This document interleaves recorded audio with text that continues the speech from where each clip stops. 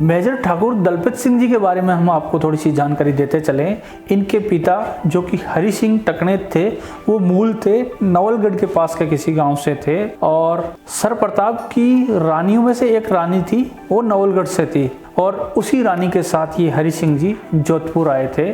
जोधपुर में दलपत सिंह जी के पिता हरि सिंह जी ने घुड़सवारी और पोलो में काफी दक्षता हासिल कर ली और इसी कारण से सर प्रताप उनको पसंद करने लगे। सर प्रताप ने दलपत सिंह जी के पिता हरि सिंह जी को अपने पुत्र के समान स्नेह दिया और अंत में उन्हें देवली गांव का जागीरदार बना दिया। सर प्रताप ने हरि सिंह जी के पुत्र दलपत सिंह जी को भी शिक्षा के लिए इंग्लैंड भेजा था। 11 वर्ष तक दलपत सिंह जी इंग्लैंड में रह के पढ़े और उसके बाद जब वापस जोधपुर लौटे तो सर प्रताप ने ही दलपत सिंह जी को जोधपुर लांसर्स में भर्ती करवा दिया। दलपत सिंह जी ने सेना में अंग्रेज प्रशिक्षकों की अधीन रह के और सारे प्रशिक्षण प्राप्त किए थे। दलपत सिंह जी को उनकी योग्यता के कारण ही हाइपा का जो किला था उसको फतेह करने के लिए सेना की कमान सौंपी गई थी। सर प्रताप स्वयं जोधपुर लांसर्स के साथ मिस्र व फिलिस्तीन के युद्ध क्षेत्र में गए थे और ये जब हाइपा का युद्ध होता है उस टाइम में सर प्रताप वहाँ उपस्थित होते हैं। इस समय एक उल्लेखनीय बात यह है कि सर प्रताप की जो उम्र थी उस टाइम में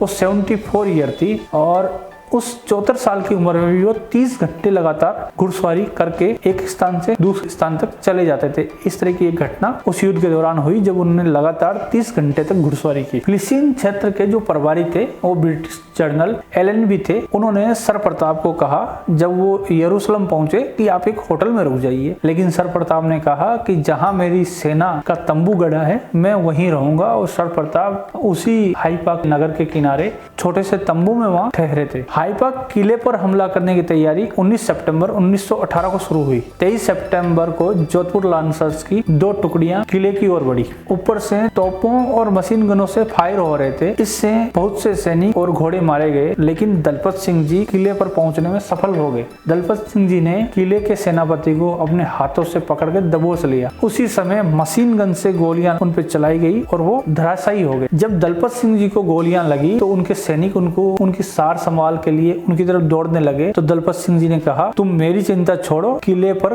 कब्जा करो। उनकी वीरता से प्रभावित होकर सैनिकों ने दुगने जोश के साथ युद्ध किया और अंत में किले पर कब्जा कर लिया। जोधपुर लांसर्स ने 700 तुर्क सैनिकों को बंदी बना लिया था। ब्रिटिश सेनापति जनरल एलन बी और उप सेनापति जनरल हार्वर्ड जो 3-4 मील दूर से दूरबीन से यह सारा युद्ध देख रहे थे, किले पर जब जोधपुर राज्य का चील वाला झंडा फहराया तो वो खुशी से चिल्लाने लगे कि चील वाला झंडा है वो फहरा दिया गया है। जब सर प्रताप ने देखा कि उनकी सेना ने किले पर कब्जा कर लिया है तो बड़े खुश हुए। जब उन्हें बताया गया कि दलपत सिंह जी मारे गए हैं तो उन्होंने और भी प्रशंसा जताई और कहा मुझे दलपत पर बड़ा गर्व है कि वो एक राजपूत की भांति लड़ा और शहीद हुआ। उसने जोधपुर का नाम रोशन किया है। मेजर ठाकुर दलपत सिंह को मरणोपरांत मिलिट्री क्रॉस से नवाजा गया। ये तमगा विक्टोरिया क्रॉस के बाद वीरता का सबसे बड़ा अलंकरण था। यही अलंकरण सर प्रताप के तृतीय औरस पुत्र